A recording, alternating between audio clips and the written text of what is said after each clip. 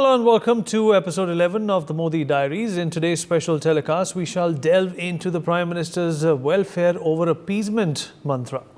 Prime Minister Modi's One India message does not just transcend geographical boundaries but also religious lines. His visit to all places of worship, whether cathedrals, mosques, temples, gurudwaras or stupas, is a testament to this. But that's not all. Landmark decisions have been made in the Modi era. These include the ban on triple talaq as well as inking of a Hajj pact with Saudi Arabia. Additionally, last year, India took the lead to host the very first global Buddhist summit. These initiatives exemplify India's ethos of harmony that resonate across the nation. Now, the BJP is banking on Modi ki guarantee for the upcoming polls, but what is interesting is that the Prime Minister has repeatedly reiterated that benefits of welfare schemes must be accrued by all Indians, regardless of their faith. He has constantly emphasized that a Viksit Bharat is only and only possible with Sabka Saath and has underscored that this is true secularism. Before we discuss Prime Minister Modi's understanding of secularism as development for all with our guests, let us listen into what he stated in the Parliament just last year. हर योजना के जो लाभार्थी हैं 100% लाभ कैसे पहुंचे, 100% लाभार्थियों को लाभ पहुंचे, बिना रोक टोक के लाभ पहुंचे। और मैं कहता हूं, अगर सच्चा पंथ निरपेक्षता है तो यही है, सच्चा सेक्युलरिज्म है तो यही है। All right, Dr. Satish Rath, entrepreneur, joins us on the broadcast. He's also Dr. Mr. Sumit Peer, senior political commentator, is with us on the program. Xavier Rodriguez, BJP leader, joins us on the show as well. Chandni Preeti Shah, political analyst, with us on the show as well. Last but by no means the least, Mr. Firoz Bakht Ahmed, former Vice Chancellor of Maulana Azad University. Sumit Peer, what is your understanding of how the Prime Minister looks at secularism? What's his prism that he sees this through? And how does it also differ from what Congress has been preaching? We've heard Rahul Gandhi talk about OBCs. We've heard Rahul Gandhi talk about, scheduled caste and what's to be done. But that has not really cut ice with the voter because the language, the optics, the biology of it all seems to be concentrated on what we were perhaps 70 years ago. Do you think the Prime Minister has, in his own way, modernized this concept of secularism? Vineet, thank you for having me on your show. You know, the real definition of secularism, what it has to be, is given by Prime Minister Modi. Because whenever Prime Minister talks about, he talks about 140 crore log. He doesn't talk of Hindu, Muslim, Sikh, Isai. He doesn't talk of Yadav, Jat, Kurmi, Brahman and Kshatriya. He doesn't talk like that. He talks about 140 crore Deshwasi. That is the first thing. The definition of secularism, according to Prime Minister Modi, is equality to all and appeasement to none. But if you go back to the UPA era, it was the Muslim appeasement which was happening, and because Muslim appeasement was with the Muslim vote bank. Now, if you look at all of the flagship schemes of Prime Minister, Ujjwala, Prajwala, Ayushman Bharat, you look at Saman Nidhi, you look at direct benefit transfer scheme, you look at Jandan Mobile Aadhar, you look at, any of them, you look at Har Ghar Jal, you look at the housing scheme, you look at, Drone Didi. To name a few. There are a lot of them, but where is a differentiation in the name of religion? Where is a differentiation in the name of a caste? Is that Hindus have got more, Muslims have got less? No. Everybody has got same. And while as, if you look at, there was recently a leaked video of Rahul Gandhi wherein he's talking to his advisors. He's saying, how can I win the election when 90% of the people are not with me? The advisors are advising him, sir, please go and talk about dividing. Say, I'll do a caste census. Say, I will do what your caste is, what your caste has got, how much of benefits your caste is getting. That is the only way for you to win. So for Rahul Gandhi, it is breaking the people into castes, into divisions, into religions, and into sectarian lines. And from Prime Minister Modi, it is talking of 101.4 billion people, 140 crore log. That is the difference. And it is not Kathini, it's also Karni, because when it comes to schemes, when it comes to implementation, when it comes to giving, these government schemes, when it comes to opening IITs, IIMs, when it comes to giving Vande Bharat trains, when it comes to having development projects, it is not even differentiated. It is a BJP ruled state or it's not a BJP ruled state. This is not that, okay, we'll only do it in UP, we'll not do in Kerala. No. We'll not do in J&K, we'll do in the Madhya Pradesh. No, it's not like that. Or we'll do in a Goa and we'll not do in J&K. It's not like that. So everybody is getting the equal pie of the share, and that is why the country is developing. You can see the overall GST collections have been fantastic this year, and the way they are approaching. Look at our foreign exchange reserve. We need already $640 billion if we talk. I mean, that is what I am projecting, And 640 increasing, and increasing. and So increasing. Har din bad raha, sir. So if you look at our exports, $770 billion today, this year will be touching around $1 trillion.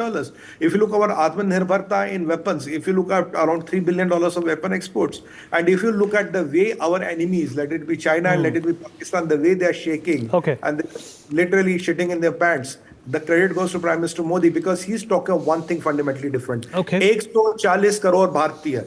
That's it. All right. Okay. Dr. Rath, you associate and come across a number of people on a regular basis. If we talk about welfare, in layman terms, how would you define it with the people you associate with on ground? Those are obviously people looking to appreciate and even assess what this government has done in the last 10 years. Definitely, I think, there is a lot of difference when it comes to the ground reality and the perception. So I will speak on the part of perception, how it is received and how it is perceived. So as my previous panelist also was talking about, there is a lot of programs which touches across the citizens. So when it comes to Prime Minister or the government, their responsibility is to do welfare for the citizens. And if they're doing citizens' welfare, without, let's say, differentiating between different, let's say, sections of the society, that in true sense is the, secularism, what we can say. And if we just talk about things, which are, glaringly, visible to us, the infrastructure, the roadways, the highways, the trains, the airports, I think, the information highway, especially, the mobile data point is actually extremely low, which is actually doing a lot of benefit, secondary benefit to the citizens as well as to the entrepreneurs as well as to the youngsters. So what I can, deduct it in two ways. So he has made the infrastructure which was little bit, to be improved in a stable state. So once you make the present stable, then you can actually work on a vision which is for the future. You cannot actually work for a future vision if you do not have your present stable. So he definitely has worked on, making the present infrastructure stable. We still have work to be done, but I think it is definitely in the right direction. So that, when he talks about a Viksit Bharat or a developed nation, we are a developing nation. We all are aspirational to be something like a Europe or a US or a, Singapore or a Japan kind of a thing. If that has to really practically happen, then that appears to be happening now because, our present is stable and we have a vision for 2047. And that looks, somewhere, practical, which is happening, which is the role of the government. And I think, he is leading in the right way. Absolutely. Mr. Feroz Bhakt Ahmed, are you there with us, sir? All right. Savio, coming to you. Well, do you think that, if you talk about secularism, Savio, it's merely been reduced to political rhetoric because of the kind of politics that we have seen in the last few days? Am I audible and visible now? Now you are visible, sir. Yeah, sir, I called you out. You weren't there, sir. I called you out twice. Please keep your video on, sir, for us to see you all the time, for us to invoke. Let Reverend Rodriguez go ahead. Yes. Savio, do you think the rhetorical aspect of secularism has superseded the actual value and the mass consumption of what secularism was intended to be as per our constitution? Vineet, just a slight correction that my panelist said earlier that I'm a reverend. I'm not yet a reverend. I might study theology in the future, but not yet. But coming back to the data, you are in some ways. Maybe to the Congress Party you are. But let me tell your viewers and my fellow panelists certain data points, which is what I like to talk about, and really understand whether Prime Minister Modi has done appeasement politics or not. So there were 11.7 crore toilets built in the last 10 years. I don't know whether people are aware that the toilets were built across sections of communities. There were 2.24 lakh community sanitary complexes built all across India. There were 13.8 tap water connections that were given to the people of India.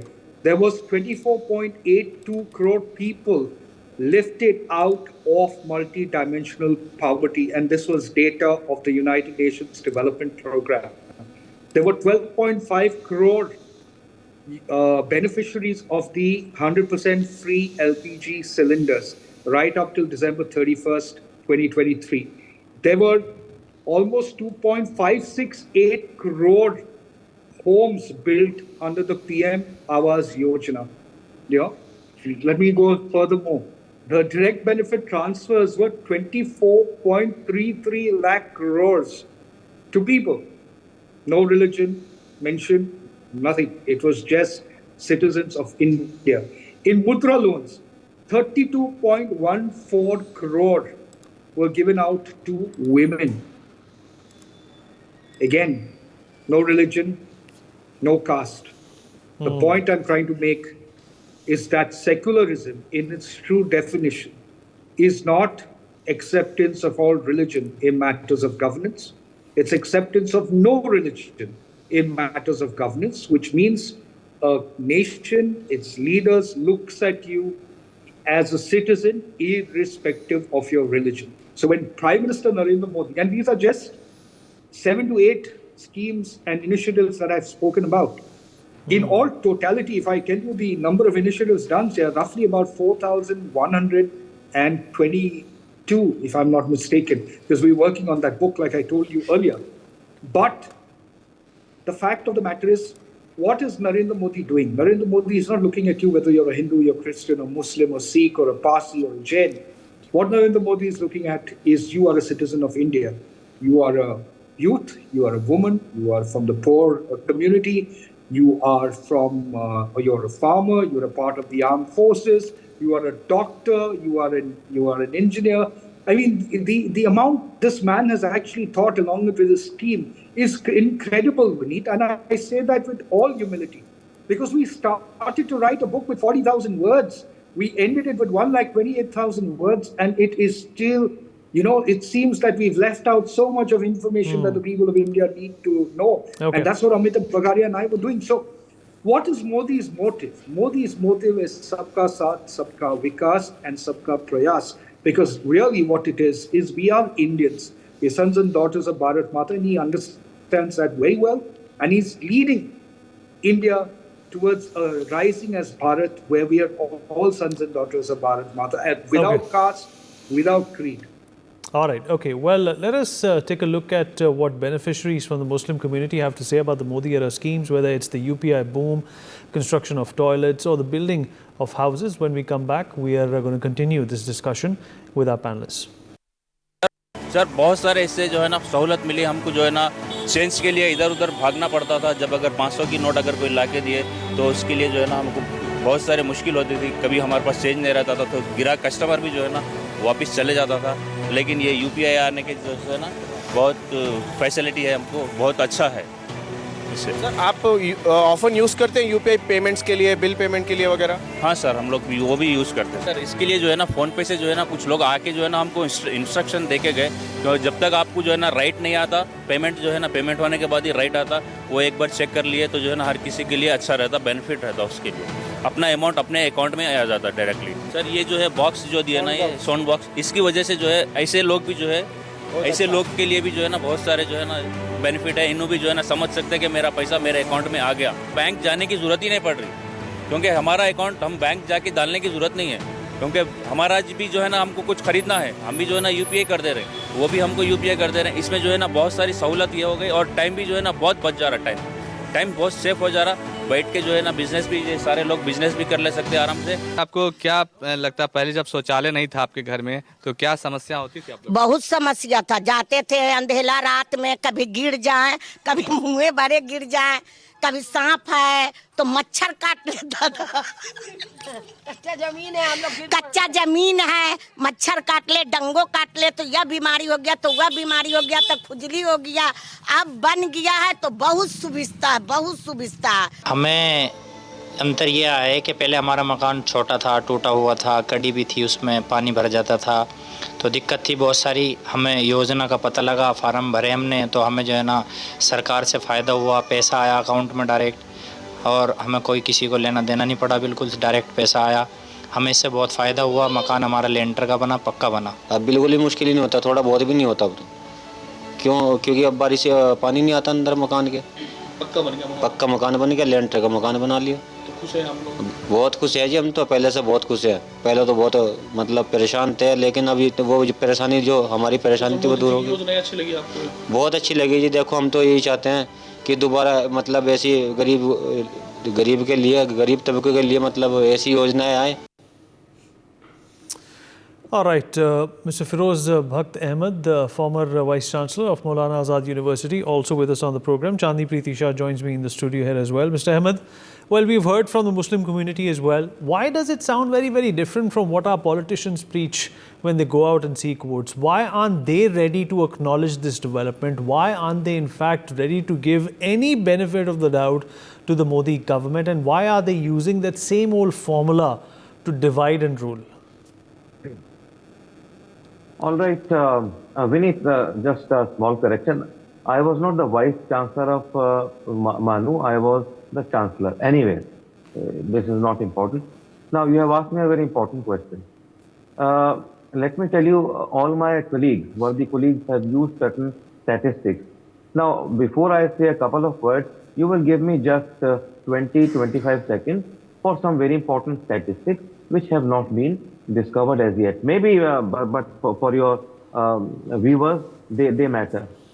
See, as far as you talked about Muslims, you used the word Muslim. I believe, Modi's connect with Muslims today is just, I should say, marvelous, right? It does not matter what any Mr. Khan says, what these brothers from Hyderabad say, what any Tom, Dick and Harry, what any Tofi Raza says. It hardly matters. Muslims respect and regard Modi ji like any other person in India. Firstly, because he is their Prime Minister. Secondly, that he has of late got a wonderful relationship with Muslims.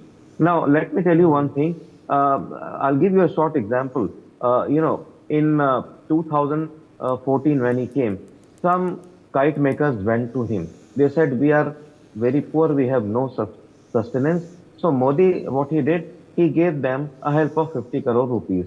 98% of those kite makers were Muslims. Modi having given them this help of 98 crores, this 50 crores, right? 98% Muslims, 2% Hindus.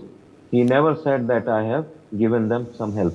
And rightly said by one of my colleagues that there is empowerment without appeasement, right? And then the way he just at Vigyan Bhavan, there was World Sufi Conference, and he took the 99 names of Allah, because in our religion we have 99 names of Allah. He went through all of them, and there was one Sufi from Sudan. He went Gaga for Modi. He was like, I love you, Modi, I love you, Modi. So Modi has formed a wonderful connect, and the way these Muslim countries have given him 6 best citizen awards of their country.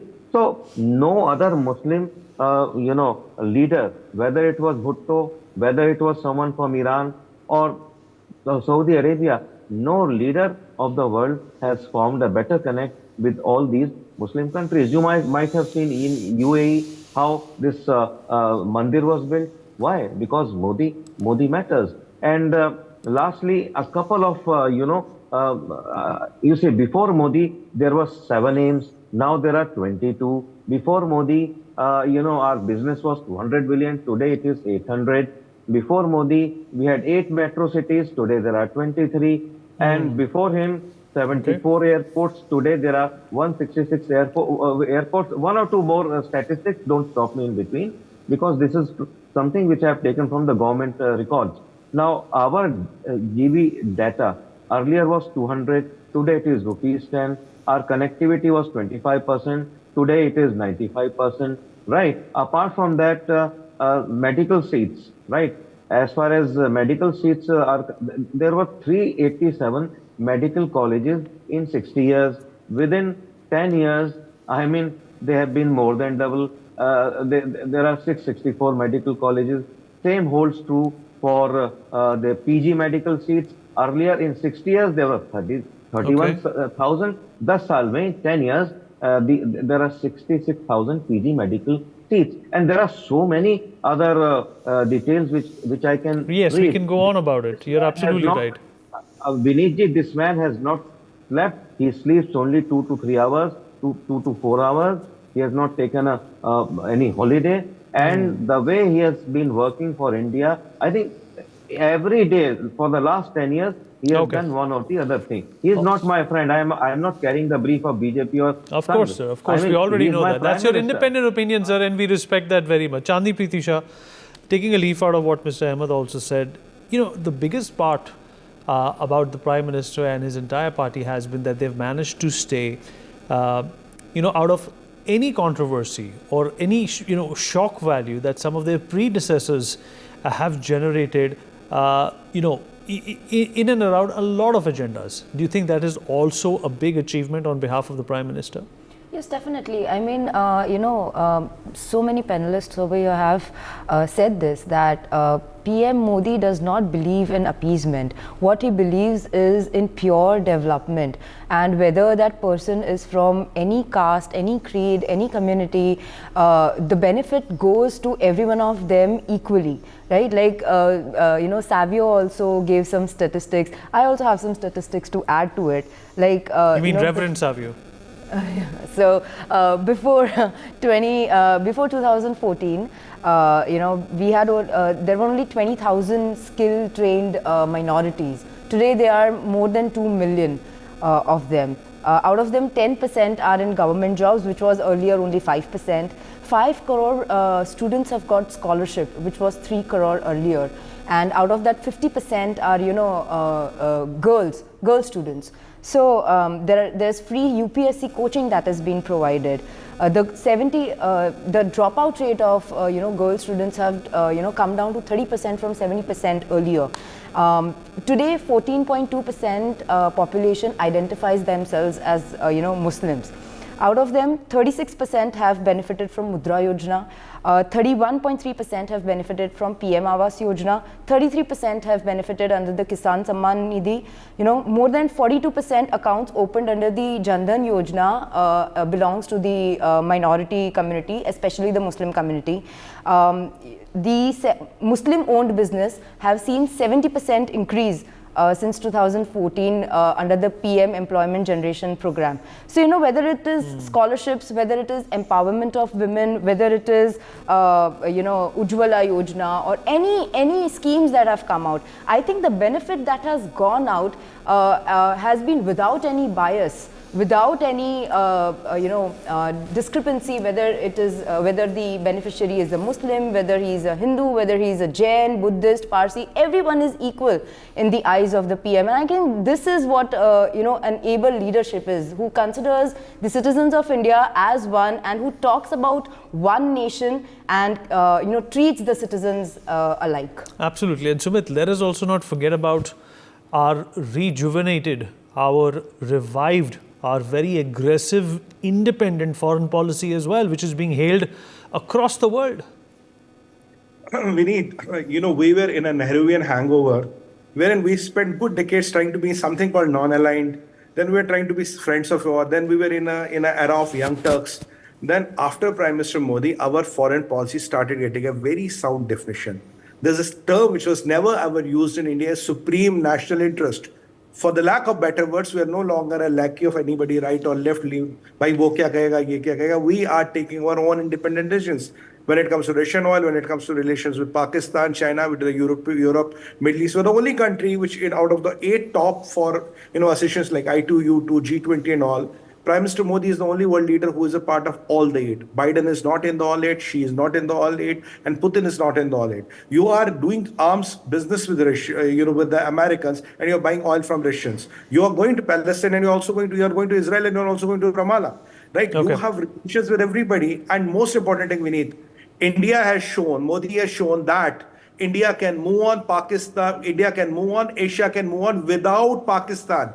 They were given a facade, a canard, you have to engage Pakistan, तब तक कुछ नहीं होगा. For last 10 years, हमने पूछा नहीं के की तरह पाकिस्तान को and we have moved on. We have showed China its place in the G20 meet this time. International IMAC was announced without China being there. So when it comes to Pakistan and China, we have shown them India can move on and carry on the world along with it without being there. Absolutely. We have a paucity of time. I'm going to take concluding thoughts from everyone, ending with Chandni and starting with Dr. Rath. Dr. Rath? So I would say, I think definitely, Indian citizens are experiencing something which is governance, and we should be actually demanding much more because it is happening in the right direction. And also, I think, this is the true secularism. I would say that, the youngsters require infrastructure, internet, let's say more information to create startups. And also the perception, when we travel outside India is actually very positive for entrepreneurs, for international exchanges. This is a very positive sentiment, which is there, for, let's say, India.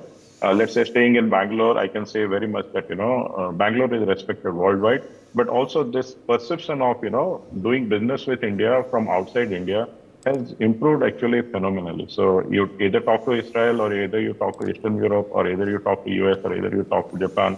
There is a sense of respect now, mutual respect for doing business. And this is a very good vibe, that has come up in the last 10 years. Savio? Let me give you an indicator on the kind of commitment Prime Minister Modi has in something very basic. And, it is a serious issue, but people don't look at it very seriously. So Prime Minister Modi has taken a mission to make India narcotics free by 2047. Okay? During the UPA era from 2006 till 2013, there was roughly 768 crore in terms of value of narcotic seizures that happened in the UPA era. From 2014 till December 31st, 2023, Narendra Modi government has seized narcotics valued rupees 22,000 crore. Where is 768 crores and where is 22,000 crore worth of narcotics? And therefore, in something as serious, but does not impact many people as largely as one would want to look at it. Okay, quickly, Savio. Quickly, 10 seconds. Basically, make India narcotics drug free by 2047. All right. Mr. Ahmed and Chandni, 10 seconds to each one of you. We have completely run out of time. 10 seconds. Okay. You have taken 3 of them. Anyway, Vinit ji, I have a domino point for Modi ji, which I often use, and which is Modi jaisa damdar, dildar, jandar, shandar, wafadar, wazadar, कामदार सेवादार and above all वजीर आजम हिंदुस्तान में अब तक आया नहीं है और आने की संभावना भी नहीं है. Thank you so much. All right, Chandni. Let me not intrude upon your 3 seconds. Quickly.